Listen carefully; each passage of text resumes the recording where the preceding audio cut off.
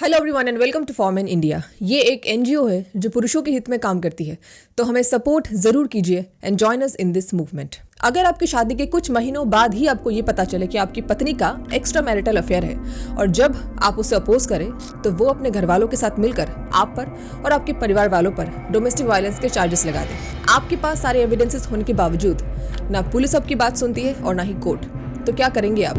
हरियाणा के दलजीत सिंह के साथ भी कुछ ऐसा ही हुआ। तो क्या है इनकी कहानी, आइए जानते हैं। स्वागत करते हैं दलजीत जी का। नमस्ते दलजीत जी एंड कॉमन नमस्ते इंडिया मैम। में आपका स्वागत है। Thank you ma'am. ओके, तो कैसे हैं आप दलजीत जी? यस मैम, फिलहाल अच्छे हैं और ओके, आपके साथ जुड़ गए हैं तो अभी लगता है कि कुछ और अच्छे हो जाएंगे। बिल्कुल बिल्कुल यही हमारी यस मैम। कोशिश है। And yes ma'am. जैसे कि आपने कुछ दिनों पहले हमें अप्रोच किया था आपकी केस के रिगार्डिंग, आपको कुछ बतानी थी, डिटेल्स शेयर करनी थी। तो जी बेसिक मैम। जो आपका जो इशू है वो ये है कि आप अ, अपने पत्नी की वजह से बहुत परेशान हैं जी और आपकी पत्नी ने आपको हैरेस किया, काफ़ी दिक्कतों का आपको सामना करना पड़ रहा है। एंड एक और जो बड़ा इश्यू बहुत लाइक आई थिंक ये बहुत लोग फेस करते हैं जो कि कुछ जी। जज पुरुषों को हैरेस करते हैं, राइट? यस तो मैम। स्पेशली अगर वो एक महिला जज है, सुनने में शायद बहुतों को बुरा लग सकता है या आपत्ति हो सकती है, लेकिन जी ज़्यादातर ऐसे मैट्रिमोनियल केसेस में जो फीमेल जजेस होते हैं वो पुरुषों की बात नहीं सुनते हैं, उन्हें कहीं न कहीं हैरेस करते ही हैं। एंड आपके साथ भी वो जी मैम। सेम केस हुआ है। ए फैमिली कोर्ट्स जज she harassed you, she is still harassing you. तो मैं ये चाहूँगी कि आप अपनी जो स्टोरी है वो हमारे दर्शकों को शुरुआत से बताइए कि कैसे ये सारी घटना घटी? एक्चुअली मैम ये स्टार्टिंग होती है 2019 से। जैसे कि मार्च के महीने में मेरी मैरिज हो जाती है, 2 मार्च को ही। तो उससे क्या होता है कि उससे पहले जब मेरी अरेंज मैरिज थी तो उसमें 1 से 1.5 साल मेरा जो है रिश्ता रहा था, यानी कि हमें एंगेज हो चुके थे। और उसके बाद ये होता है कि स्टार्टिंग में तो हाँ, लड़की के साथ मेरी अच्छे से बात हुई है। बट होता क्या है कि जैसे ही हमारे रिश्ते को 1 महीना हो जाता है एंगेजमेंट को, वो धीरे धीरे बात 1 हफ्ते 2 हफ्ते 2 हफ्ते से महीनों पे पहुंच जाती है। तो उसके बाद फिर लड़की से, हालांकि शादी से पहले मैं पूछता हूँ कि उस टाइम तक मैं कॉम्पिटिटिव एग्जाम की तैयारी कर रहा था। इन चीज़ों के ऊपर मैंने भी ज़्यादा ध्यान नहीं दिया कि ये जो है कि मुझे दिख रहा है कि लड़की को मेरे में इंटरेस्ट नहीं है। बट फिर भी एक मेरे मन में था कि मैंने एक बार लड़की को पूछ लिया कि हमारी शादी फिक्स होने वाली है। अगर तो ऐसा कुछ है कि किसी ने तुम्हें प्रेशर किया हो, तुम मुझसे शादी नहीं करना चाहती, तो मेरे को बता सकती हो, क्योंकि उस टाइम ऐसा रहता है अरेंज मैरिज में कि लड़की घर वालों के दबाव में रहती है। और ये बात है, सच भी है, कहीं न कहीं लड़कियों पे प्रेशर बहुत ज़्यादा होता है इस चीज़ का। तो उस चीज़ को फिर मैंने उसके सामने बोला था कि अगर ठीक है, अगर ऐसी कोई बात है तो आप मुझे बता सकते हो। और ये है कि हमारा रिश्ता हो चुका है, आपकी लाइफ़ में रिश्ते के बाद, एंगेजमेंट के बाद कोई लड़का आया हो, वो भी आप मुझे बता सकते हैं कि मैं सारी बात अपने ऊपर ले लूँगा और मैं मना कर दूँगा, ठीक है? तो लड़की कहती है कि नहीं जी, मेरी लाइफ़ में ऐसा कुछ नहीं है। ठीक है जी, मार्च में हमारी शादी होती है। होता क्या है कि जैसे ही हमारी शादी होती है, नेक्स्ट डे हमने जो है रिसेप्शन पार्टी का अरेंजमेंट किया हुआ था। उसके बाद से ऐसा लगता है कि ये वो लड़की है ही नहीं जिसके साथ मैं फ़ोन पे कभी बात की थी, क्योंकि मैं मिला तो ऐसे कभी था नहीं एंगेजमेंट के बाद। बट धीरे-धीरे अब मेरे घर में भी मेरे चाचा जी की लड़की की शादी थी, 1 हफ्ते में उसमें बिज़ी रहते हैं। 1 हफ्ते बाद जब मैं शादी में बिज़ी था, तो उसके घर से सामान आता है, क्योंकि हमने जो है सामान वगैरह के लिए मना कर दिया था। और सामान आता है, मेरे से बिना पूछे आता है, मुझको तो अपने घर के बाहर गाड़ी दिखती है कि गाड़ी में सामान आ चुका है, जिसका मैं अपने पेरेंट्स से भी बोलता हूँ कि जब हमने सामान की डिमांड नहीं की, हमने सिंपल मैरिज बोला था कि सामान किस लिए आया है? तो वो कह रहे कि कोई बात नहीं, अब सामान आ चुका है तो हम उसको मना नहीं करेंगे। वो लड़की के माँ-बाप उसको देते ही है, चाहे हम जितना मर्ज़ी मना कर लें। ठीक है, ओके। बस उसके बाद क्या होता है कि लड़की जो है अपने फेरा पाने घर पे जाती है। और उसकी मदर उसको किसी न किसी बहाने से बुला लेती है, कभी कहती है कि तेरे भाई की तबीयत खराब है, कभी कहती है तेरी बहन की तबीयत खराब है। वो क्योंकि वो अपने घर में सबसे बड़ी लड़की थी। तो उसके बाद उस अपने घर से वो अपना सेल फ़ोन लेके आती है, जो कि वो शादी से पहले ही यूज़ कर रही थी। सेल फ़ोन लेके आती है, उसके पास एक सिम होती है। वो कहती है कि मुझे ये सिम नहीं चलानी, मुझे एक एक्स्ट्रा सिम चाहिए, जो कि मैं इसको अपने नाम से लेके दे देता हूँ। और होता क्या है कि वो सिम आते ही उसका मेरा जो थोड़ा बहुत था, वो भी खत्म हो गया था। उसकी यानी कि हमारी बातचीत कभी होती ही नहीं थी। अगर हम कभी खाना खाने बैठ जाए तो सबसे पहले मुझे खाना दे देती थी, बाद में अकेली बैठ के खाती थी। उसे कभी अपने अच्छा। घर जाना होता था, अपने घर जाना होता था, तो उसकी मदर मेरे फादर के पास फ़ोन करती थी कि आप हमारी बेटी को भेज दो। मेरे से हुँ। डायरेक्ट बात नहीं करती थी। उस टाइम तक मेरा भी सिविल सर्विस की तैयारी चल रही थी, एग्ज़ाम होना था यूपीएससी का, तो मैं इसकी तैयारी में भी लगा हुआ था। इधर से इसका हैरेसमेंट शुरू हो गया। तो होते-होते क्या होता था कि वो 3 दिन यहाँ रुकती थी, हफ़्ते 2 हफ़्ते अपने घर पे रुकती थी और जब भी उसने जाना होता था, झगड़ा करके ही जाना होता था। मॉम-डैड के साथ ठीक रहती थी, मेरे साथ वो कभी यानी कि अ, हम मुझे ऐसा लगा ही नहीं कि मेरी मैरिज हुई है। रीज़न क्या था? रीज़न था एक्स्ट्रा मैरिटल अफ़ेयर का, जो कि अच्छा। उसका हाँ, जो जहाँ की वो थी यानी कि पंचकूला की थी, तो उसी के ही गाँव का जो लड़का था, उसके साथ वो रिलेशन में रह रही थी। हाँ, हालाँकि लड़का मैरिड है, उसकी वाइफ़ को कोई प्रॉब्लम है, आई डोंट नो, बट वो उसके साथ लगी रहती थी। तो एक दिन क्या होता है कि मेरी भतीजी जो है वो कमांड हॉस्पिटल है चंडीगढ़ में, वहाँ पे एडमिट होती है। इधर से इसका प्रेशर होता है कि मैं एक जॉब की तैयारी कर रही हूँ, मुझे एग्ज़ाम देने जाना है। क्योंकि वो ऑलरेडी जो है गवर्नमेंट की तरफ से एक आईटीआई का सेशन चलता है गर्ल्स के लिए स्टेनोग्राफी का, वो क्वालिफ़ाइड थी उसके लिए। तो वो उसकी तैयारी कर रही थी, उसकी एक फ्रेंड थी जो मेरे ही लोकल एरिया से थी। वो शादी से 1 साल पहले तक उसकी फ्रेंड थी, उसके साथ जाती थी। ऐ ऐसा होता था कि सबसे ज़्यादा कॉल उसकी फ्रेंड के ही आते थे और अच्छा। उसके बाद उसने जो है फ़ोन लेके छत पे चले जाना था और सारा दिन वो फ़ोन पे लगी रहती थी। हुँ। तो स ये मैटर है 7 जून का, 7 जून 2019 यानी कि मेरी शादी से लगभग ढाई 3 महीने बाद का ही है। मार्च में शादी हुँ। होती है तो उससे 3 महीने हो चुके होते हैं। तो जैसे ही 7 जून को मेरे फ़ादर जाते क्योंकि मेरी भतीजी हॉस्पिटल में एडमिट थी और इसका ऑफ़िस वहाँ पे रास्ते में आता था। मैंने बोला ठीक है पापा इसका एग्ज़ाम है, मैं इसके साथ जाऊँगा। तो उन्होंने कहा ठीक है। तो वो ज़िद करने लगी कि मेरी फ्रेंड भी हमारे साथ ही जाएगी। मुझे वो चीज़ पसंद नहीं थी, क्योंकि ऐसा होता था कि उसे जब भी जाना होता था अपनी फ्रेंड के साथ जाती थी। मैं बोलता था कि हमारे घर में जो ऑलरेडी ये सिस्टम है ट्रांसपोर्ट के लिए अच्छी खासी फैसिलिटी है, तुम लोग बसों में क्यों जाओगे?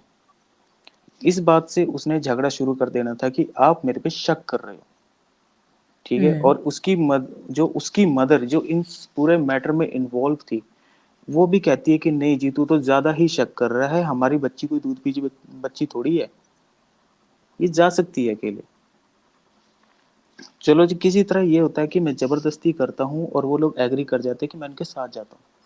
मेरे फादर हमें उसके ऑफ़िस पे ड्रॉप करके आगे चले जाते हैं। तो जब मैं इसके साथ उसके ऑफ़िस में जाता हूँ, मैं वेटिंग रूम में बैठा रहता हूँ। वो क्या करती है, वो इधर से उधर घूमती रहती है, इस रूम से निकलती है उस रूम से। यानी कि उसका एग्ज़ाम नहीं था, उसने सिर्फ़ वहाँ वैसे ही जाना था। तो थोड़ी देर बाद कहती है कि मुझको वॉशरूम के लिए जाना है और आप यहाँ पे वेट करो। वॉशरूम के लिए जाती है दोनों, तो 10-15 मिनट हो जाते हैं, वो नहीं आती, मैं कॉल करता हूँ, पूछता हूँ। तो कहती है कि आ रहे हैं हम, आप थोड़ा वेट करो, हम वॉशरूम में ही हैं। तो इतने में मेरे पास कॉल आता है, तो उसके जो ऑफ़िस है वहाँ पे कनेक्टिविटी की प्रॉब्लम की वज़ह से ना, जैसे ही मैं ऑफ़िस से बाहर जाता हूँ, तो बाय चांस मेरी नज़र पड़ जाती है पार्किंग लॉट में एक लड़के के साथ खड़ी होती है। अच्छा।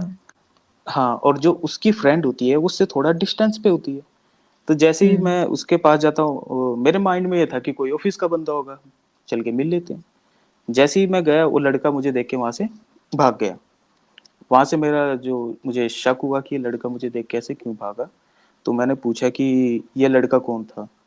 उसने बोला कि ये तो ऑफ़िस में यहीं पे काम करता है। हुँ। तो मैंने सोचा कि अगर लड़का ऑफ़िस में काम करता है, तो मुझे देख के क्यों भागा? और दूसरी बात, वो लड़का अपने साथ एक बच्चे को होल्ड किया हुआ था। मेरे ख़्याल से उसकी उम्र 1 से डेढ़ साल ही होगी। तो इतने छोटे बच्चे को कोई ऑफ़िस में तो लेके आता नहीं। वो जैसे ही हुँ। लड़का जाता है, गाड़ी में बैठ के वहाँ से फरार हो जाता है। गाड़ी का नंबर मैंने नोट कर लिया था। उसकी फ्रेंड को पूछता हूँ, कौन है? वो कहती है मुझे नहीं पता ये लड़का कौन है। आई सरप्राइज़्ड कि एक ये दोनों फ्रेंड है, एक ही ऑफ़िस में हैं और इसको पता ही नहीं है कि ये लड़का कौन है। इतने हुँ। में फिर वो पूछती है कि चलो घर चलते हैं। मैंने कहा नहीं, अभी फ़िलहाल हम हॉस्पिटल जाएँगे। मैं इसको कमांड हॉस्पिटल में लेके जाता हूँ, क्योंकि मेरे ब्रदर भी जो है मिलिट्री से है, मेरे फादर भी मिलिट्री से रिटायर्ड हैं।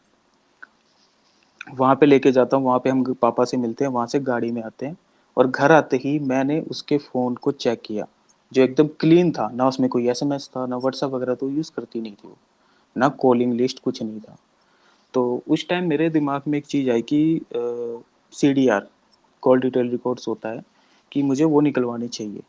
मुझे पहले अपना डाउट क्लियर करना चाहिए कि कुछ ऐसा तो नहीं है कि मैं आज के टाइम में ऐसा होता है, मैंने ऑलरेडी देखा है कि आप ज़रा सा कुछ बोल दो, इवन आप ये बोल दो अपनी वाइफ़ को कि हाँ भाई सब्ज़ी में थोड़ा-सा नमक कम है, आपको उसके ऊपर ही जो है कुछ से कुछ बातें सुनने को मिल जाती हैं। हुँ।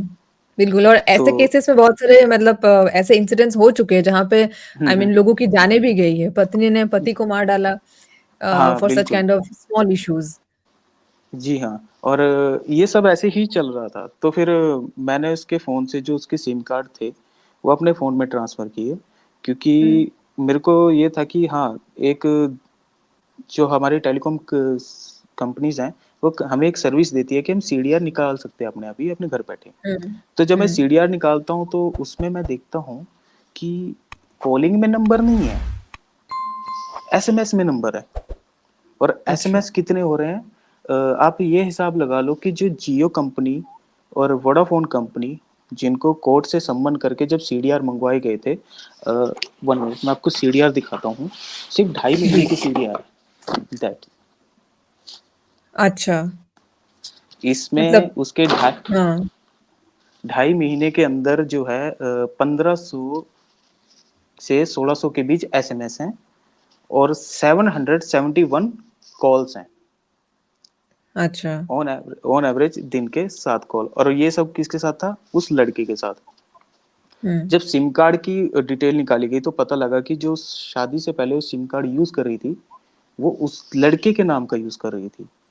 सेकंड सिम कार्ड मेरे नाम का था, जिसको लेके मैंने हुँ, उसके घरवालों को अप्रोच किया कि नेक्स्ट डे मैंने उनके घरवालों को बुलाया। हम 3 लोग हम थे, मैं, मेरे मम्मी-पापा, वो और उसके मदर फादर। हमने बातचीत की, तो उसकी मम्मी उसको जो है डिफेंड करने लग गई कि नहीं जी, हमारी लड़की तो ठीक है। और वो जो मैंने कहा ठीक है, वो लड़का कौन था फिर, जो उससे मिलने आया था? कह रही नहीं, वो तो जो उसकी फ्रेंड है एक्सेट्रा, उसका फियांसे था। हालाँकि उस हुँ, लड़की का भी मेरे पास उस दिन एसएमएस आ जाता उसके नंबर पे कि तुम टेंशन मत लो, मैं अभी फ़िलहाल जागरण में हूँ और सारी बात मेरे ऊपर डाल देना, मैं देख लूँगी। जब मैं उसको कॉल करता हूँ तो वो कहती है वो तो मेरा फियांसे था और वो मुझे मिलने आया था। तो जब मैंने कहा कि तुमने ये तो मैसेज किया है मेरे पास, वो चुप हो जाती है। हुँ। इसके बारे में उसके मदर-फादर से बात करते हैं, तो वो कहते हैं कि नहीं जी, वो तो उस लड़की का फियांसे था। मैं ठीक है, अगर फियांसे था तो वो ऐसे क्यों बोल रही है कि मैं उस लड़के को नहीं जानती थी? ऑन द स्पॉट उसने ऐसा क्यों बोला? हुँ, बिल्कुल। हाँ, तो उसके बारे में उनका अलग-अलग बहाने होते थे कि नहीं जी, वो तो लड़की अपनी इज़्ज़त बचाने के लिए है। तो मैंने सीधा सिंपल बात की, देखो ऐसा है, वो लड़का इसका बॉयफ्रेंड है, ये चीज़ मैं जानता हूँ। और मैं अभी फ़िलहाल ऐसा है, मेरे मदर साथ के साथ ही बोल पड़ी, जी देखिए, हमारे घर की बहू है, हमारी इज़्ज़त है और ये बात अभी यहाँ से घर से बाहर नहीं गई। ये मत सोचना कि कल को रिश्ता टूट जाता है या केस चल जाता है, तो लोग हमको बोलेंगे, आपको बोलेंगे। लड़के को भी उतना ही हरास करते हैं, लड़की को भी, कि शायद इनमें ही कुछ प्रॉब्लम होगी। और उसको इवन ये तक बोला कि बेटा, ये देखो कि तुम्हारे फादर ने कितना खर्चा किया है, हमारा कितना खर्चा हुआ है, ठीक है? और आगे तुम्हारी पूरी लाइफ़ है। मैंने कहा ठीक है, मैं रखने को तैयार हूँ, मेरी एक शर्त है कि आज के बाद उस लड़के के साथ इसका लिंक खत्म होना चाहिए। जो कि मेरी हुँ, जेन्युइन डिमांड थी, मैंने कुछ गलत नहीं बोला है। और साथ ही मैंने बोला कि तेरी फ्रेंड इसमें इन्वॉल्व है, तो उसका भी तुम्हारे साथ आज के बाद लिंक खत्म है। जिसको उसने पूरी तरह डिनाइड कर दिया और उसके फादर ने ये बोला कि आप कानूनी तौर पे किसी को किसी के साथ बोलने से नहीं रोक सकते। तो मैंने बोला अच्छा। कि ठीक है, अगर ऐसी बात है आप ओपनली बोलिए कि आप बोलना क्या चाहते हो। कहते हैं कि ये कानून है, लड़की चाहे तो शादी के बाद भी बॉयफ्रेंड रख सकती है। ये लड़की के ये फादर ने ऐसा बोला आपको? जी, ऐसा बोला है। अच्छा, हाँ, तो और उसके बाद? क्यों बोला है?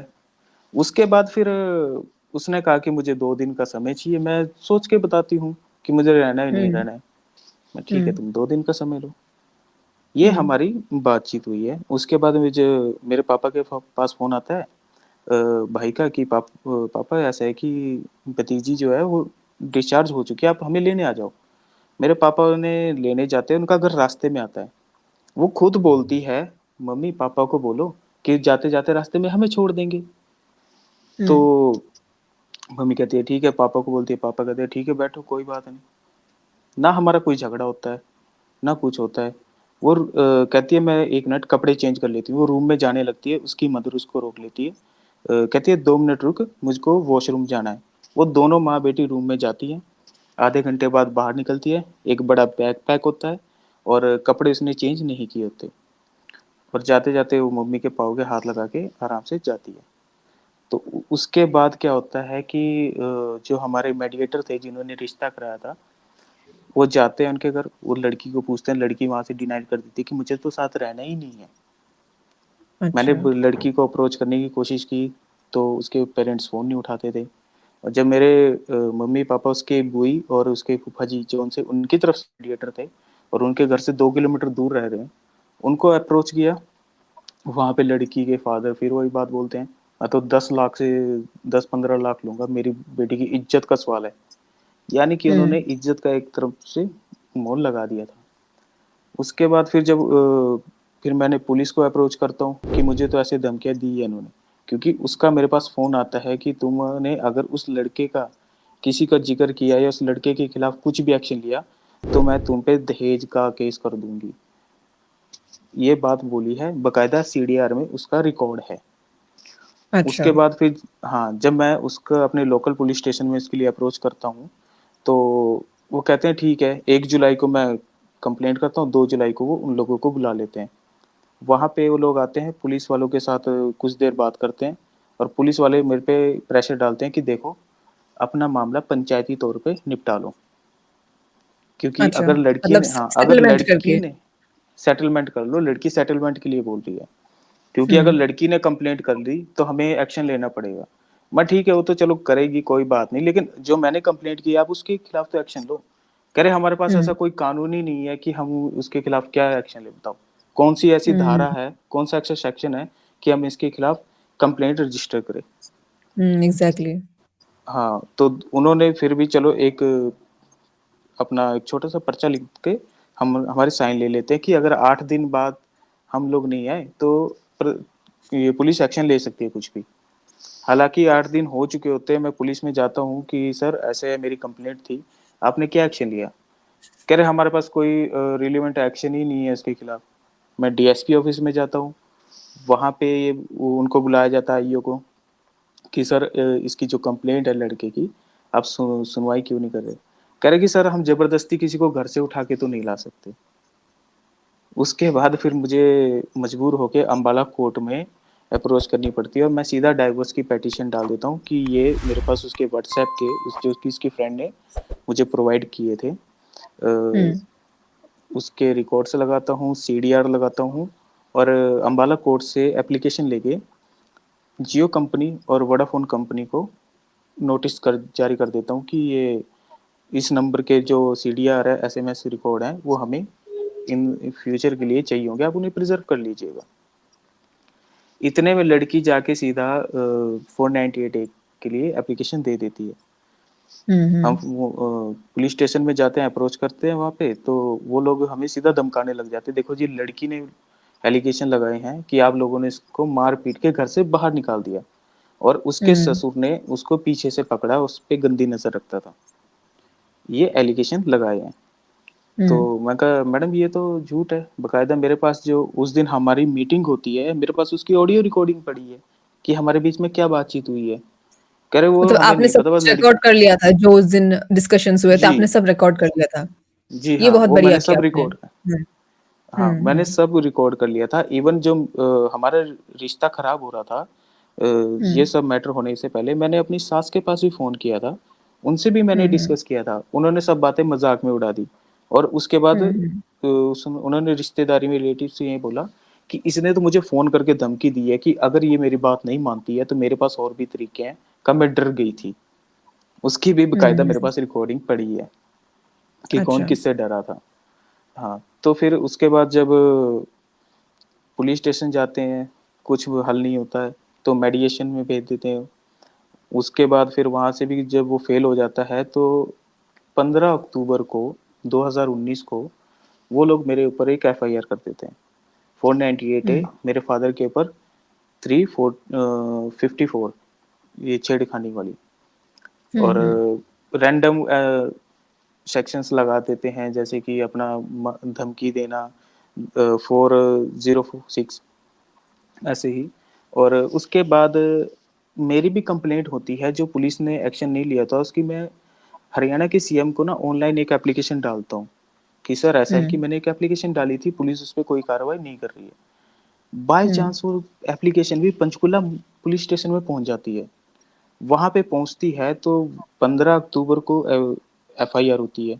16 अक्टूबर को जो मेरी कंप्लेंट होती है उसकी भी रिपोर्ट बन जाती है कि क्योंकि जी दलजीत के खिलाफ 15 अक्टूबर को एफआईआर रजिस्टर हो रही है, इसलिए इसने ये एप्लीकेशन दे के अपने बचाव में लड़की के ऊपर दबाव बनाने के लिए एप्लीकेशन दी है। हम्म। यानी कि सबसे पहली कंप्लेंट मेरी है, तो जो कि आपका जुलाई में तो दी है। आपने वो वाली बात कोर्ट में बताई थी कि आपने तो पहले ही कंप्लेन कर दी थी? जी हाँ, ये बात मैंने कोर्ट में बताई थी। अभी हालांकि मेरा 498 ए का केस चल रहा है। तो हम्म। जब उसकी एंटीसिपेटरी बेल के लिए मैंने कोर्ट में अप्रोच किया था, पंचकुला सेशन कोर्ट में, तो वहां पे जज बोलता है कि फैसला करो आप लोग। तो हम्म। हमारे जो काउंसलर होते हैं कि सर ये मैटर जो 498 ए का नहीं है तो एक्स्ट्रा मैरिटल अफेयर का है, ये हम्म। सीडीआर है और ये कुछ व्हाट्सएप एसएमएस हैं, आप चाहे तो ये देख सकते हैं। आई सरप्राइज कि जज ये बोलता है कि मेरे को उस लड़की का उसके बॉयफ्रेंड के साथ का इंटरकोर्स का वीडियो दिखाओ, मैं तब बेल करूंगा, अदरवाइज मैं बेल नहीं कर रहा। मतलब जज ने आपको ये कहा कि उन दोनों का अगर कोई जी हाँ, इंटीमेट वीडियो आपके पास होता वो प्रोड्यूस कीजिए, तो ओनली वो दैट विल करो। प्रूव कि she was in a extra marital yes, affair with somebody else. Yes. Okay, तो जज महिला उस थी या वो पुरुष थे? वो तो जेंट्स थे, पुरुष थे, बट अच्छा। उनका थोड़ा सा पंचायती माइंड था का, हम्म। अदरवाइज ये 10 साल केस चलता रहेगा, ये कोर्ट के ऊपर एक बोझ बन जाएगा। तो कहा ये अगर ऐसा कहाँ कोई वीडियो है। कौन से फैमिली कोर्ट के जज जज थे ये? ये फैमिली कोर्ट की नहीं, ये 498 का जो एंटीसिपेटरी बेल के लिए गया था मैं, पंचकुला हाँ। कोर्ट का, पंचकुला सेशन कोर्ट का सॉरी, जज। पंचकुला कोर्ट, हाँ हाँ। पंचकुला कोर्ट का, क्योंकि लड़की पंचकुला की हम्म। थी। तो वहां हम्म। के जज थे नरेंद्र सुरा। हम्म। उनका ये बयान था और उन्होंने फिर इस बारे में मेरी जो बेल थी और मेरे मम्मी पापा की बेल डिसमिस कर दी थी। फिर जब हम्म। हम हाई कोर्ट गए तो हाई कोर्ट ने ये फर्स्ट डे पे उस पे एफआईआर पे जब उन्होंने देखा कि ये सीडीआर है, रिकॉर्ड्स हैं, उन्होंने इस पे स्टे हम्म। ही लगा दी थी। स्टे लगा दी तो ओके। फिर जब मैंने, हाँ, फिर जो मैंने हरियाणा के सीएम को ऑनलाइन एक लेटर लिखा था, उसको मैं ऑनलाइन ट्रैक कर रहा था। तो मैं देखता हूँ कि 30 अक्टूबर तक को मेरी कंप्लेंट को डिसमिस कर दिया जाता है कि ये तो सिर्फ इसने अपने बचाव के लिए की है। हम्म। जिसके पास फिर मैं जो हरियाणा के अपने होम मिनिस्टर थे उनको अप्रोच करता हूँ और डीजीपी ऑफिस को अप्रोच करता हूँ कि पुलिस ने हम्म। जो है बिना किसी कार्रवाई के, बिना मेरी स्टेटमेंट के, बिना मुझे इन्फॉर्म किए मेरी कंप्लेंट को रद्द कर दिया गया है। और उसके बाद फिर मेरे पास फ़ोन आता है 1 महीने बाद, वहाँ की एक एएसआई का, कहती है कि आप दलजीत बात कर रहे हो, तो आपकी आपने जो कंप्लेंट की थी आप उसके रिगार्डिंग आके हमें स्टेटमेंट दे दो। तो मैंने बोलता हूँ कि मैडम जब मेरी ऑनलाइन कंप्लेंट डिस्पोज हो चुकी है तो आप किस कंप्लेंट के रिगार्डिंग बुला रहे हो। वो कहते हैं कि नहीं जी, मैं आपके केस की आई हूँ और ये डिस्पोज नहीं हुई है। मैं कहा नहीं मैडम, हम्म। ये जो जिसने एफआईआर की थी एएसआई करमजीत कौर, उन्होंने ही मेरी कंप्लेंट को डिस्पोज किया है। वो ऐसा कैसे कर हम्म। सकती है, वो तो मेरी केस की आईओ भी नहीं है। वो हम्म। भी कह रही थी कि हाँ वो आपकी केस की आईओ नहीं है तो वो ऐसे इंटरफेयर नहीं कर सकती। हालात ले सकते हैं, हम्म। अगर कोई मुकदमा चल रहा है हम उसके हालात ले सकते हैं कि उसमें क्या चल रहा है। हम्म। तो वो चीज जो उन्होंने रिपोर्ट बनाई थी वो रिपोर्ट ही फाइल से गायब थी। जिसके बाद फिर मैं वहां पे तो थाने में तो नहीं गया, मैं सीधा होम मिनिस्टर और डीजीपी ऑफिस में गया और मैंने उनके खिलाफ जो है कंप्लेंट फाइल की। उसके बाद उन्होंने एक एसीपी अपॉइंट किया गया, उसने इन्वेस्टिगेशन की और उसने ये लिखा कि एएसआई करमजीत कौर, जो कि 498 की आईओ है, उसने हम्म। बिना नियम अनुसार जांच किए और कानून का पालन नहीं किया। उन्होंने अपनी मनमर्जी चलाई है और गलत रिपोर्ट बनाई है। ये अच्छा। डीजीपी ऑफिस की रिपोर्ट है जो ये बोल रही है। इसके बाद फिर हम्म। जब मैंने दोबारा से एप्लीकेशन डाली, आरटीआई लगाई कि सर जो 3 आईओ का नाम उसमें सामने आया था, हम्म। 2 एएसआई थी और एक एसएचओ थी, और इवन डीएसपी का नाम भी मेंशन हुआ था कि उन्होंने बिना पढ़े रिपोर्ट को साइन किया हुआ है। तो जब मैंने अप्रोच किया कि सर आप लोगों ने इसके खिलाफ क्या एक्शन लिया, तो कह रहे कि हम उसकी कोई जानकारी नहीं दे सकते और हमारे पास उसका कोई डाटा अवेलेबल नहीं है। जिसको लेके मैं हाई कोर्ट अप्रोच किया, तो हाई कोर्ट बोलता है कि जब तक लड़की की स्टेटमेंट नहीं होगी, आईओ की स्टेटमेंट ट्रायल कोर्ट में नहीं होगी, हम उसको हम्म। क्वैश नहीं कर सकते। और वो अच्छा। फिलहाल, हाँ, तो अभी लड़की का तो 498A में स्टेटमेंट हो चुकी है, आईओ को हम्म। समनिंग की गई है, उसके बेलेबल वारंट भी जारी हो चुके हैं, बट वो प्रेजेंट नहीं हो रही। और इसके बाद क्या होता है कि कोविड आ जाता है, तो आपको पता ही है, 1 से 1.5 साल तक जो फैमिली कोर्ट के जज है उन्होंने अपनी छुट्टी इंजॉय करते हैं। हम्म। अब हालांकि इस साल ऐसा होता है कि अंबाला फैमिली कोर्ट में नई जज अपॉइंट होती है, हम्म। अभिलाषा सापरा कोहली। ये फैमिली कोर्ट की प्रिंसिपल जज है, और जिस दिन से आती है उस दिन से इनकी जो स्टेटमेंट रहती है कि तुम कॉम्प्रोमाइज करो। तो मैं कहता हूँ मैडम आप एक बार ये केस तो देख लीजिए। कहती है कि नहीं, कहा ये लंबा चलेगा, आप कॉम्प्रोमाइज कर लो। तो मेरा जो केस था वो एविडेंस पे लगा हुआ था, उसमें जो हम्म। नोडल ऑफिस थे वो आते हैं, फिर सीडीआर लेके आते हैं, बताते हैं कि हाँ ये जो लड़का, जैसे इसने बोला है कि सिम कार्ड रंजीत के नाम से, यानी कि उसके बॉयफ्रेंड के नाम से है, वो सब रिकॉर्ड देके जाते हैं। जैसे ही वो रिकॉर्ड सामने आती है, लड़की हड़बड़ा जाती है और वो सीधा जज के पास जाती है कि मैडम मेरा कॉम्प्रोमाइज कराओ, मुझे तो उसके साथ रहना ही नहीं है। तो अच्छा। जज उसको पूछती है कि क्या चाहती है, कहती है जी मेरे पैसा दिला दो। कहती है ठीक है। हम्म। मई के बाद ऐसा होता है कि जैसे ही मेरा क्लोज होता है, जज मई में, जो मही यानी कि डाइवोर्स की मेरी केस की हियरिंग 1 से 1.5 या 2 महीने बाद लगती थी, लड़की हम्म। के कहने के बाद वो एक एक हफ्ते में लगने लग गई। अच्छा। पहल हाँ, मई से ऐसा होता है कि मई में तो 5 तारीख एक साथ लगती है, हम्म। सिर्फ मेरे पे दबाव बनाने के लिए। पहले मैं हम्म। कुछ यानी कि सिविल सर्विस की तैयारी कर रहा था, जैसे ये एफआईआर वगैरह हो गई, वो तैयारी छूट गई। तो हम्म। उसके बाद क्या होता है कि फिर मैं एक जॉब लगता हूँ, जो कि मेरी इस वजह से छूट जाती है, क्योंकि मैं डेली छुट्टियां ले रहा था। क्यों? हम्म। क्योंकि मेरे को बार बार कोर्ट में जाना पड़ रहा था। हम्म। मेरे हम्म। ऊपर मेंटेनेंस का केस था, 498A का केस था, डाइवोर्स का केस चल रहा था, हाई कोर्ट में केस चल रहे हैं, वो अलग है। वहां पे अप्रोच करता हूँ तो पता लगता है कि जज कहती है कि या तो तुम कॉम्प्रोमाइज करो, अदरवाइज मैं तुम पे मेंटेनेंस का केस लगा दूंगी। तो मैं उनको बोलता हूँ मैडम मेरा ऑलरेडी मेंटेनेंस का केस पंचकुला कोर्ट ने डिसाइड कर दिया है, जो कि 12,000 किया था उन्होंने, 12,000 मेंटेनेंस लगाया था। और उसको जो मैंने हाई कोर्ट से अप्रोच किया, और हाई कोर्ट ने उसको 50% पे स्टे कर दिया है कि मुझे सिर्फ 6,000 देने हैं, बाकी का भी स्टे है, और वो अभी पेंडिंग में है। वो हम्म। कहते हैं मुझे कुछ नहीं मालूम, लड़की ने एप्लीकेशन दी है, मुझे मेंटेनेंस तो लगाना पड़ेगा। तो मैंने ऐसे ही बोल दिया ठीक है मैडम, एप्लीकेशन तो मैंने भी डाइवोर्स की लगाई है, आप डाइवोर्स कर दो। कह रहे नहीं, बिना हम्म। सबूतों के हम डाइवोर्स नहीं कर सकते, यानी कि आप बिना सबूतों के मेंटेनेंस लगा सकते हो, बट हम्म। लड़के की नहीं सुन सकते। तो उसके हम्म। बाद कहते हैं कि एक काम करो, आप अपना विचार कर लो और नेक्स्ट डे आ जाना। 5 अगस्त को वो फिर मुझे बुलाती है। लड़की की स्टेटमेंट होनी है, बट वो रिकॉर्ड नहीं होने दे रही, क्यों? क्योंकि एक अलग ही प्रेशर बना रही है मेरे पास। 5 अगस्त को बुलाती है, दलजीत डिसाइड कर लो, कॉम्प्रोमाइज कर लो। मैंने कह दिया नहीं मैडम, आपको अगर डिसमिस करना है आप डिसमिस कर दीजिए, बट मैं कॉम्प्रोमाइज नहीं करूंगा। तो कह दिए नहीं, सोच लो, घर पे बात कर लो और कल आ जाना। 5 से 6 अगस्त, 6 अगस्त को जाता हूँ, पूरा दिन बिठा के रखती है, एंड में बोलती है हम्म। आफ्टर लंच ब्रेक सोच लो, डिसाइड कर लो। मैं बोल देता हूँ कि नहीं मैडम, मेरा अभी ऐसा कोई विचार नहीं है, आप जो है या तो मेरा केस देख लीजिए एक बार।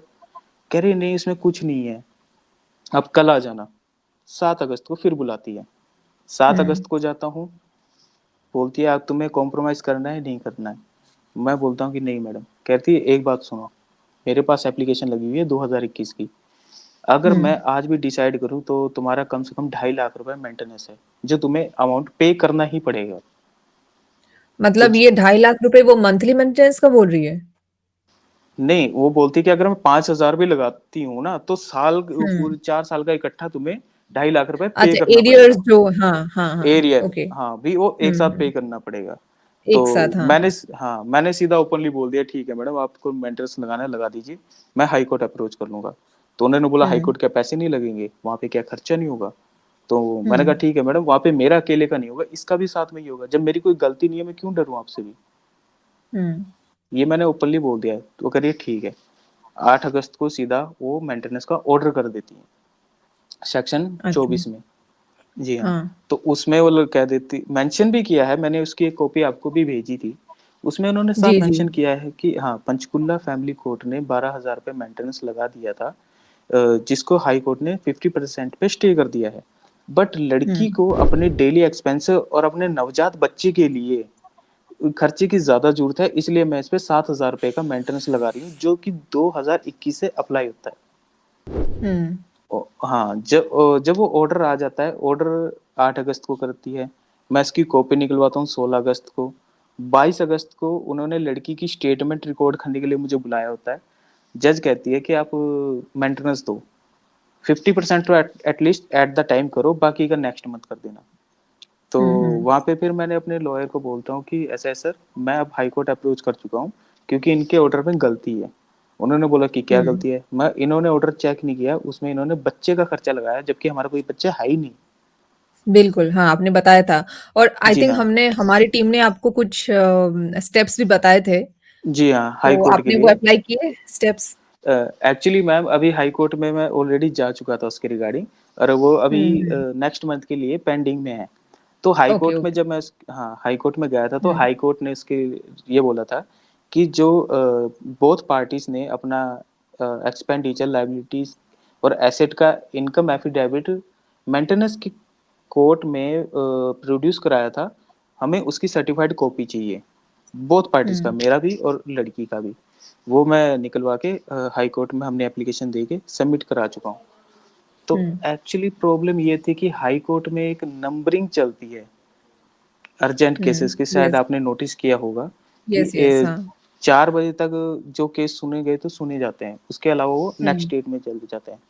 हम्म। जैसे ही मेरा नंबर आता है, वो हम्म। जज जो है उठ के चले जाते हैं, और वो जो चले जाते हैं। मैं हाँ, मैंने एफिडेविट जो मैं कोर्ट में प्रोड्यूस कराए थे, वो फाइल में हम्म अटैच तो हो चुके हैं। वो कहते हैं, जज जाते जाते बोल देते हैं ठीक है, इसमें मैं नेक्स्ट मंथ इसको स्टे कर दूंगा। हम्म। इस महीने क्या होता है, इस महीने भी मेरी 4 अक्टूबर होती है। जज के पास जाता हूँ, कहती है कॉम्प्रोमाइज कर, मैंने खर्चा लगा दिया, खर्चा तो तुम्हें देना पड़ेगा। मैंने बोल दिया अच्छा, मैम ये ऐसा है कि कॉम्प्रोमाइज के लिए वो कितना अमाउंट कुछ डिमांड करती है वो? जी हाँ, उन्होंने 4 से 5 लाख रुपए जज अपने आप बोल रही है। मतलब कह रही है कि आपकी पत्नी लड़की, ने हाँ, डिमांड नहीं किया, वो जज के, मतलब जज अपने आप जज से ही बोल रही बोल हो? रही है। जी हाँ। अच्छा। तो हाँ। हाँ, तो मैंने कहा मैम मेरे पास इतना पैसा नहीं है, आपकी वजह से मेरी जॉब भी चली गई, क्योंकि आप महीने हुँ, में 6 6 तारीख दे रहे हो। जो पहले 2 2 हुँ, महीने की एक डेट होती थी, अब एक महीने के अंदर आप 6 डेट दे रहे हो, और वो भी लगातार दे रहे हो। इतनी छुट्टियां मुझे नहीं मिल रही थी, तो उन्होंने मुझे जॉब से निकाल दिया कि पहले अपने केस खत्म करो, उसके बाद आके ज्वाइनिंग कर लेना। हुँ, 4 अक्टूबर के बाद 11 अक्टूबर लगती है, उसके बाद 14 अक्टूबर लगती है, 14 के बाद 18 लगती है, 18 के बाद 21 लगती है, और 21 के बाद आज भी डेट थी, अच्छा, जो कि अब मंडे पे शिफ्ट हो चुकी है। वापस और वो मैं डिले हो गई, पोस्टपोन्ड हो वो गई, हाँ। डिले कर रही है, हाँ, वो इसलिए हुँ, क्योंकि मैं मेंटेनेंस नहीं दे रहा था। तो जैसे अच्छा, ही जज को पता लगता है कि हाई कोर्ट से वो डेट आगे निकल चुकी है, उनका प्रेशर मेरे पास इतना ज्यादा हैवी हो गया था कि उन्होंने बोला हुँ, कि या तो तू मेंटेनेंस देगा, नहीं तो अगली बार तुझे मैं कस्टडी में डालूंगी। हुँ, हाँ, हालांकि मैडम जब तक कि वो एग्जीक्यूशन फाइल नहीं करेगी, आप कैसे बोल सकते हो? लड़की बोल नहीं रही है, जज हुँ, बोल रही है।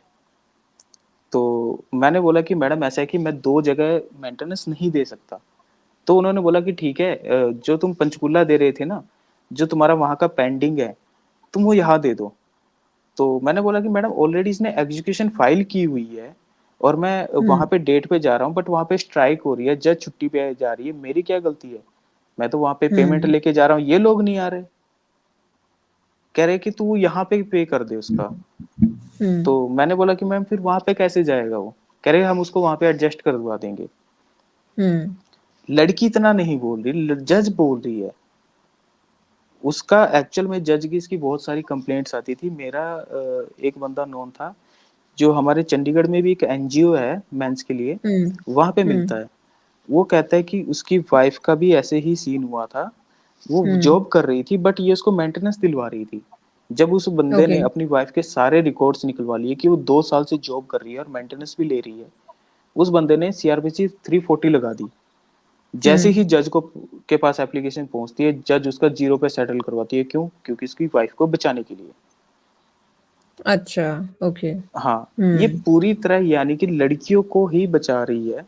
और बिल्कुल जी हाँ, और उसके बाद क्या होता है कि लड़की की स्टेटमेंट हो जाती है। लड़की उसमें बयान देती है कि वो लड़का मेरा चाचा लगता है, जो कि ब्लड रिलेशन में कहीं नहीं है। तो फिर हम पूछते हैं कि हम्म ठीक है आपका चाचा लगता है, बट जब मेरी डाइवोर्स की स्टेटमेंट थी, उसके रिप्लाई में आपने ये बोला कि वो आपका भाई लगता है। और हम्म कभी बोलती हो कि आप अपने जो उसकी वाइफ है, मेरी फ्रेंड है, वो उसका हस्बैंड लगता है। इवन लड़के हम्म का रिप्लाई आता है कि ये तो मेरी बहन जैसी लगती है। अब यहाँ पे हम्म रिश्ते भी चेंज हो रहे हैं, सब कुछ चेंज हो रहा है। और 498 की स्टेटमेंट आज में कह देती है कि मेरा कोई मेडिकल नहीं हुआ था। मेरे पास जो हम्म ज्वेलरी हो, कहती है कि हमने ज्वेलरी दी है, उसके कोई इसके पास बिल नहीं है। बिल भी पता नहीं कहाँ कहाँ से उठा के लाए हैं। शादी मेरी 2019 में हो रही है, बिल लगा रही है 2013 के 14 के, जिसमें किसी का नाम मेंशन नहीं है। और प्लेस ही अलग है। और इवन जो उसने बिल लगाए हैं उसमें, जैसे कि मान लीजिए एग्जांपल, एक एलईडी है। हम्म एलईडी का रेट लिखा हुआ है कि 23,000 की एलईडी है। सिर्फ एलईडी लिखा है, कौन सी ब्रांड की है, उसका प्रोडक्ट का नंबर क्या है, कुछ मेंशन नहीं है। और हम्म इवन उस पर लिखा हुआ है रफ एस्टिमेट, कोई स्टेटमेंट हम्म भी नहीं है इसकी, ना जीएसटी नंबर है। उसके बाद फिर हम्म जब मैंने जैसे मैंने बताया था, डीजीपी ऑफिस में मैंने एप्लीकेशन दे रखी थी, उसकी इन्वेस्टिगेशन होती है, पुलिस के ऊपर प्रेशर डलता है।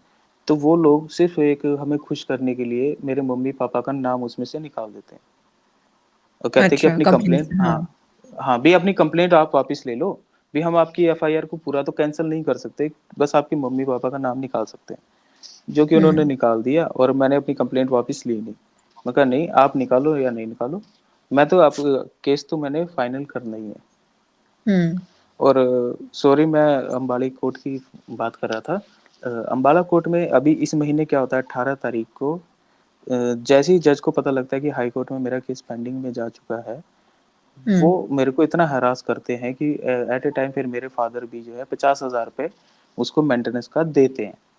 बट उसमें फिर हम ऑनलाइन करते हैं क्योंकि मुझे जज पे भरोसा नहीं रहा था। और जैसे ही हम उसको बिल्कुल हाँ पे करते हैं, हाँ, हालांकि लड़की इतनी खुश नहीं हुई कि इसको 50,000 हम्म रुपये मेंटेनेंस मिल गया है, एक जो हम्म पुरानी अमाउंट थी। तो हम्म लड़की इतना खुश नहीं हुई। जैसे जज ने देखा, जज बहुत ज्यादा खुश हो गई, एक्साइटेड हो गई। आपने कर हम्म दिया, ठीक है, आज आप आर्गुमेंट कर लीजिए। अच्छा मॉर्निंग में देखती, हाँ, मॉर्निंग में जैसे इसको हम्म हम स्लिप दिखाते हैं, मैडम हमने इतना कर दिया है, जज बहुत खुश होती है, जैसे कि पैसा उनको मिल रहा है।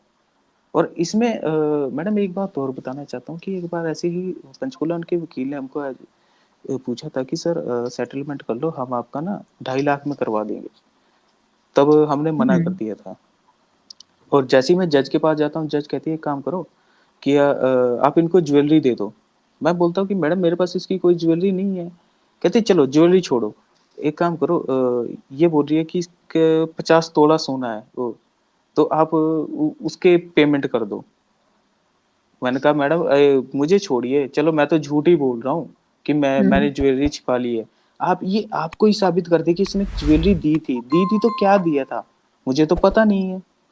हाँ मैरिज में जो हमने तो सिंपल मैरिज की थी, सबसे ज्यादा खर्चा भी हमारा हुआ क्योंकि हमने तो नेक्स्ट डे रिसेप्शन पार्टी की थी। हम्म लड़की की हालत देखे तो ये कि लड़की गरीब घर की है, क्योंकि उसके फादर हैंडीकैप है, कोई काम नहीं करते, वो सिर्फ घर पे ही रहते हैं। उसकी मम्मी जॉब पे हम्म जाती है, कौन सी जॉब करती है आई डोंट नो। एक भाई है, उसका सबसे छोटा, और एक बहन है। ये देख के हमने शादी की थी। अब इसमें तब से 2019 से लेके आज तक हमारा बजट इतना बिगड़ा हुआ है कि पापा की पेंशन है जो आती है, उसमें गुजारा होता है, उसमें ही वकीलों की फीस जा रही है, उसमें इसका मेंटेनेंस जा रहा है। मेरा तो सिर्फ यहाँ पे हम्म। आने जाने का खर्चा ही नहीं पूरा हो रहा। और इवन जो आप हम्म। महीने में इतनी सारी डेट्स लगा रहे हो, मेरी जॉब पे भी असर जा रहा है इसका। हुँ, बिल्कुल, बिल्कुल। वो और कहते यही कि दिक्कतें हाँ। सभी पुरुष फेस करते हैं क्योंकि उनकी जी। बात एक तो कोई सुनता नहीं है, वो निर्दोष होते हम्म। हैं, फिर भी उनको ही सब कुछ झेलना पड़ जाता है और लड़की जो है वो आराम से उसको मेंटेनेंस मिलता रहता है, केस जी। खींचता रहता है और लड़की को तो कुछ फ़र्क पड़ता नहीं है वैसा अगर केस खींचे भी क्योंकि उसको मेंटेनेंस जी मिल जाता है बिल्कुल। पति से। हम्म। लेकिन पति को प्रॉब्लम है क्योंकि उसको लॉयर्स के फीस भी भरने पड़े, अब उसको पत्नी को भी पैसे दो, खुद की ज़िंदगी के मतलब लाइवलीहुड के लिए भी उसको क खर्चा तो हम्म। निकालना पड़ेगा ना। दैट इज़ द जी मेन बिल्कुल। इश्यू और आपने जो ये कहा जज वाली बात, ऐसे बहुत सारे केसेज़ हमें बहुत सारे विक्टिम्स ने पहले भी बताए थे कि जो हम्म। उनके लॉयर्स हैं या जजेस हैं, वो भी जो जब ह्यूज अमाउंट ऑफ मेंटेनेंस या एलिमनी के ऑर्डर्स पास किए जाते हैं, तो उस टाइम पे उसमें से भी हम्म। वो अपना एक हिस्सा रखते हैं। जी। दैट इज़ द रीज़न कि ऐसे बहुत सारे केसेस में एक high amount of maintenance like लड़कों को देना पड़ जाता है और इसमें लॉयर्स जी। भी इन्वॉल्व्ड होते हैं, कभी-कभी जजेस भी इन्वॉल्व्ड होते हैं और ऐसे केसेस आए हैं हमारे पास। जी, क्योंकि अ, मुझको ज भी ऐसा ही लग जी। रहा है। क्योंकि जब उनके हुँ, वकील ने हमको 2.5 लाख रुपए पंचकूला बोला था, तो मैंने सीधा, मेरा सवाल था कि मैडम आप कितना अमाउंट बोल रहे हो? वो कह रहे हैं कि लड़की ने जेन्युइन अमाउंट बोली है 5 लाख रुपए। तो हुँ, मैंने कहा मैडम ये 2.5 लाख रुपए तो पंचकूला बोल रहे थे, आप यहाँ पे 5 लाख बोल रहे हो। ये 2.5 लाख हुँ, कैसे बढ़ गए? हुँ, क्योंकि केस से तो ये भी परेशान है, ये तो मुझे भी पता हुँ, लग रहा है। तो हुँ, उन्होंने बोला कि ठीक है, आप डिसाइड कर लो, कहा आप जो डिसाइड करोगे हम वो कर देंगे। तो मैंने कहा हुँ, ठीक है मैडम, मैं 1 लाख रुपए दूंगा, इससे ज्यादा मेरे पास अब और कुछ बचा नहीं है। तो अच्छा। कहती है नहीं, 1 लाख रुपए बहुत कम है। तो मेरा हुँ, सीधा सवाल था कि मैडम ऐसा है कि आप ये मत बोलिए कि 1 लाख कम है, आप ये भी बोलिए कि 1 लाख में किस चीज की दूं। कह रही कि तुम्हारी हुँ, जिंदगी बन जाएगी, तुम फ्री हो जाओगे, फ्रीडम देखो। हुँ, मेरी फ्रीडम नहीं बची मैडम, मैं 33 का हो चुका हूँ। कोई कॉम्पिटेटिव एग्जाम 5 साल मेरा इस केस में निकल गए हैं। मैं ओवर एज हो बिल्कुल। चुका हूँ। हुँ, ठीक है, तो आगे मैं क्या करूंगा? कह रही तुम दूसरी शादी कर लेना। कैसे करूंगा? 5 लाख आप बोल रहे हो, आप पांच छोड़िए, मैं चार का इंतजाम करता हूँ, मैं कहीं से लोन ले लेता हूँ। ठीक है, और इसको पेमेंट कर दूंगा। और उसका इंटरेस्ट कितना बनेगा मेरे पास, क्योंकि 4-5 साल से पहले तो मैं भी लोन पे नहीं कर सकता। तो हुँ, वैसे तो 11% से नीचे कोई इंटरेस्ट रेट है नहीं, अब 9% लगा लो। 5 साल का हुँ, उसका कितना बनेगा? 1 से 1.5 लाख रुपए सिर्फ उसका इंटरेस्ट दे रहा हूँ। और हुँ, उसकी हुँ, ईएमआई कितनी बनेगी? 9 से 10 हजार। मैं कमा कितना रहा बिल्कुल। हूँ? 15 हजार। हुँ, और जो कि हुँ, आपकी वजह से वो भी जाते हैं। तो अब ये हुँ, बताइए, इसमें 4 साल बाद मैं शादी करूंगा या अपने लाइफ बचाऊंगा, क्या करूंगा? तो इसमें जो ये हुँ, फ्रीडम है, ये तो आप लड़की की फ्रीडम की बात कर रहे हो, मेरी फ्रीडम कहाँ है इसमें? या आप हुँ, मुझे इस चीज की एग्ज़ैक्टली। सजा दे रहे हो कि मैं एक जेंट्स हूँ, ये एक लड़की है। हुँ, ये मैंने ओपनली जज को बोला है। कह रही तो नहीं, जज हम क्या लोग, बोलते हैं? कह रही हम डिस्क्रिमिनेशन नहीं कर रहे हैं, हम लिंग हुँ, भेदभाव नहीं कर रहे हैं, यहाँ कोर्ट में ऐसा नहीं होता। मैं कहा मैम आप ओपनली कर रहे हो, बिल्कुल। आप कर रहे हो मेरे साथ ये। हुँ, इसमें मेरी गलती क्या है कि ये इस एक्स्ट्रा मैरिटल अफेयर्स का था, उस एविडेंस मैं आपको पेश कर चुका हूँ, कंपनी आके दे चुकी है। आप हुँ, मेरी तो सुन ही नहीं रहे, आप तो सिर्फ एक ही बात कर रहे हो, पैसे दे दो उसको। हुँ, हुँ, यही काम बिल्कुल। मेरे पंचकुला कोर्ट में हुआ, फैमिली कोर्ट में। वहां की भी जो जज थी हुँ, वो भी फीमेल थी। उनको बोला कि मैडम ये एविडेंस है, और ये बात कि मैं उस टाइम कॉम्पिटेटिव एग्जाम की तैयारी कर रहा, ये उसके एडमिट्स कार्ड है, ये मेरे लाइब्रेरी कार्ड है, ये कोचिंग सेंटर का कार्ड है, मैंने एविडेंस पे रख दिया। कह रही नहीं, तुम एमबीए पास हो, तुम पढ़े लिखे हो और अच्छी खासी जॉब कर सकते हो, लेकिन अपनी वाइफ को परेशान करने के चक्कर में तुम जॉब नहीं कर रहे। ये पंचकुला को आपकी वाइफ की क्या एजुकेशनल क्वालिफ़िकेशन है? एक्चुअली जब मेरा रिश्ता हुआ था, उन्होंने क्लेम किया था कि वो बीए पास है। बट हुँ, जब मेरा केस चल गया, डॉक्यूमेंट वगैरह मैंने चेक किए नहीं थे, अच्छा, केस ओके। चल गया, तो मेंटेनेंस के एक डॉक्यूमेंट एफिडेविट देते टाइम उसने बोला कि मैं सिर्फ 12th पास हूँ। इवन अच्छा, जब पुलिस को स्टेटमेंट दे रही थी, उसमें भी वो क्लेम कर रही थी कि मैं बीए पास हूँ। ये बात जब उसको मेंटेनेंस के क्रॉस एग्जामिनेशन में पूछी गई कि आपने पुलिस को ये बोला कि आप बीए पास हो, भी आप ग्रेजुएट हुँ, हो। तो ये बात कह रही नहीं मैंने पुलिस को झूठ बोला था। ओपनली कोर्ट में कह रही है कि मैंने पुलिस को झूठ बोला था। अच्छा। हाँ, तो उसपे जज तो कुछ नहीं बोलती है?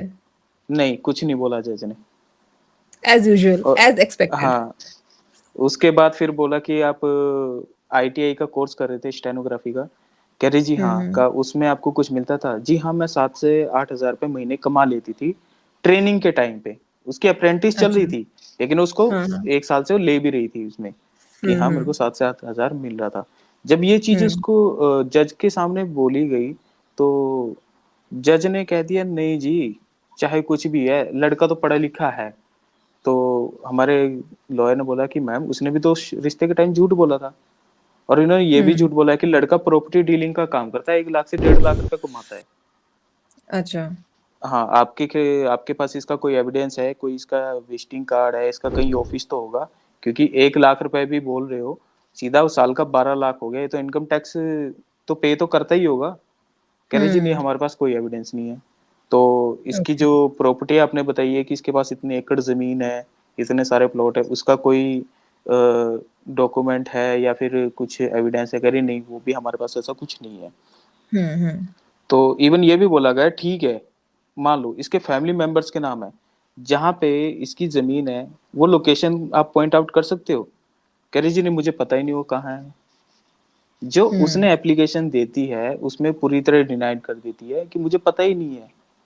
लेकिन फिर भी जज बोलती है नहीं जी, ये उन्होंने रैंडम पता नहीं कौन से केसेस का रेफरेंस देके कहती है कि लड़की कमा तो सकती है, बट वो अपनी फैमिली को पालने के लिए अगर जॉब ना भी करना चाहे तो उसमें कोई बुराई नहीं है।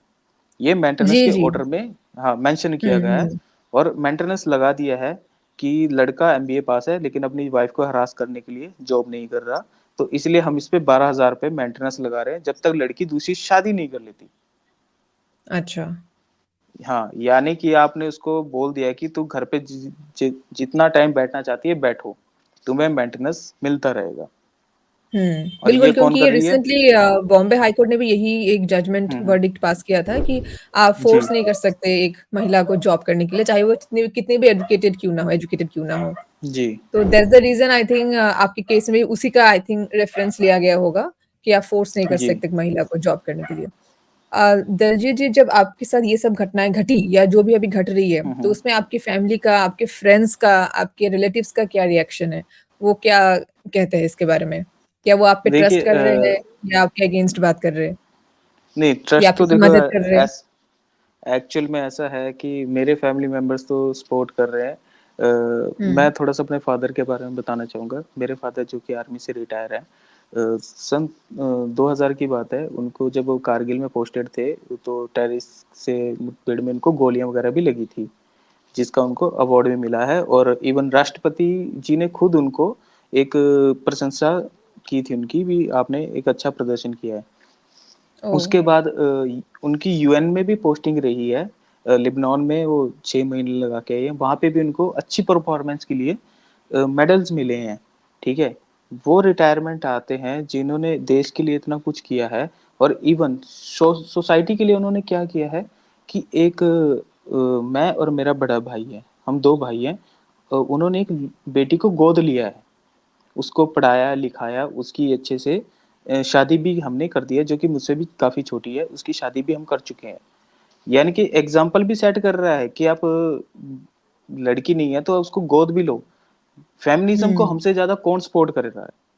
हमारे घर हुँ, में मेरे 2 भतीजियाँ हैं, लड़का नहीं है मेरे भाई के पास कोई, उनको भी हम हुँ, अच्छी एजुकेशन दे रहे हैं, बहुत सारा प्यार कर रहे हैं, ठीक है? हम कर रहे हैं भई फेमिनिज़्म को सपोर्ट। हुँ। जिसने हमारे ऊपर कंप्लेंट की है, उन्होंने फेमिनिज़्म के लिए क्या किया है, जो उनको इतना कुछ मिल रहा है, बिल्कुल, बिल्कुल सही बात कही आपने। हुँ, ठीक है? जिस बंदे ने इतना कुछ किया है, अपने देश के लिए भी किया है, सोसाइटी के लिए भी किया है, उसको आप एज़ अ क्रिमिनल ट्रीट कर रहे हो, क्यों? क्योंकि हुँ। उनकी बहू एक एक्स्ट्रा मैरिटल अफ़ेयर में पकड़ी गई। और क्योंकि वो महिला है, तो महिला के लिए सब माफ़, बस, सात खून माफ़। और आप जी चाहे अपने हाँ, देश के लिए शहीद भी हो जाओ, बट अगर एक महिला ने आपके अगेंस्ट कुछ बोल दिया, तो महिला ही सही है और आप ही गलत हो, चाहे आपके पास प्रूफ्स जी। क्यों ना हो, एविडेंसेस क्यों ना हो। जी। तो यही हालत है आज के पुरुष का हमारे देश में। जी, बिल्कुल। दलजीत जी, जितने भी हमारे दर्शक आपको देख रहे हैं, आपके इस इंटरव्यू को देख रहे हुँ, हैं, हुँ। उनको आप क्या मैसेज देना चाहेंगे अपनी तरफ से? अपनी तरफ से तो मैं यही मैसेज देना चाहूँगा कि अगर आप अपनी ज़िंदगी की शुरुआत कर रहे हैं, मैरिज करना चाहते हैं, तो थोड़ा-सा आप प्रिपेयर हो जाइए। अपने आप को मेंटली स्ट्रॉन्ग कीजिए, उसके बाद ही आप मैरिज लाइफ़ में जा सकते हैं। और इवन आपका हुँ, कभी भी केस स्टार्ट होता है, अगर आपके पास बच्चा नहीं है और वो स्टार्टिंग में ही कॉम्प्रोमाइज़ हो जाता है, तो ठीक है। बट एक जो हमारे ये जुडिशियल सिस्टम में मैंने गैंगस्टर बोलूँगा, मैंने जज नहीं बोलूँगा, नहीं गैंगस्टर बोलूँगा। इनसे जितना बच सकते हो, इनसे बचिए।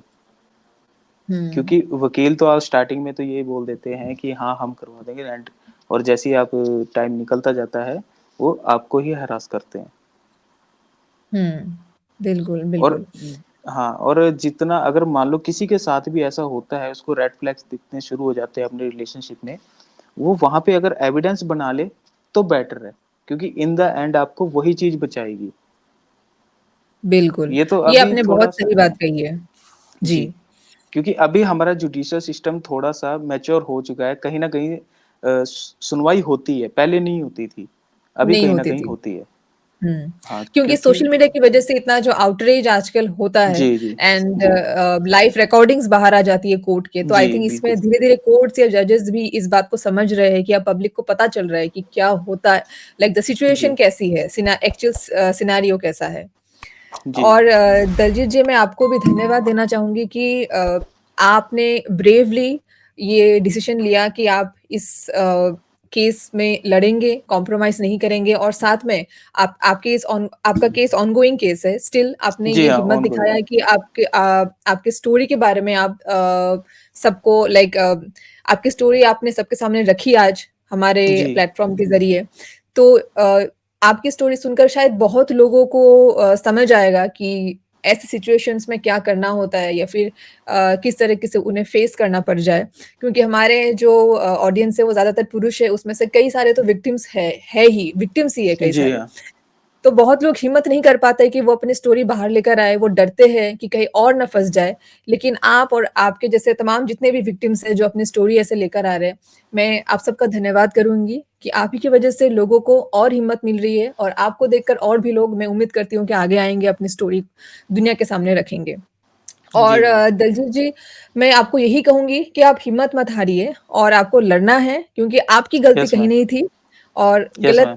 जो गलत है, जो इविल है, उसके खिलाफ आपको आवाज़ उठानी है क्योंकि इन द एंड जी, बिल्कुल। जो सच्चाई है, उसी की जीत होगी। शायद थोड़ा वक़्त लग सकता है, लेकिन जीत आपकी ही होगी और फॉर्म इन इंडिया हमेशा आपके साथ है और आप जैसे जितने भी पुरुष हैं हमारे देश में जो सच्चे हैं, जो इनोसेंट हैं, दूसरों का साथ देते हैं, महिलाओं की भी मदद कर रहे हैं जो जैसे कि आपने कहा कि आपके पिता ने एक महिला को गोद लिया, एक लड़की को गोद लिया।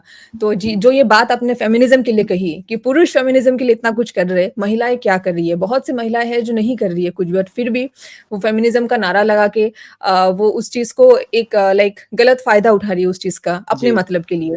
जी। तो ये आपने एक बहुत अच्छी बात कही। तो मैं आपसे फिर से कहूँगी कि बहुत-बहुत धन्यवाद कि आज हमारे साथ आप जुड़े और फॉर्म इन इंडिया अ, हमेशा आपके साथ थी और है और रहेगी। जी, thank you so ma'am. Uh, I would wish you all the very best for your case. आपके केस के थैंक यू मैम। अपडेट्स हमें ज़रूर दीजिएगा जी एंड हाँ, बिल्कुल। Thank you so much once again. Thank you Diljit thank you जी। Ma'am.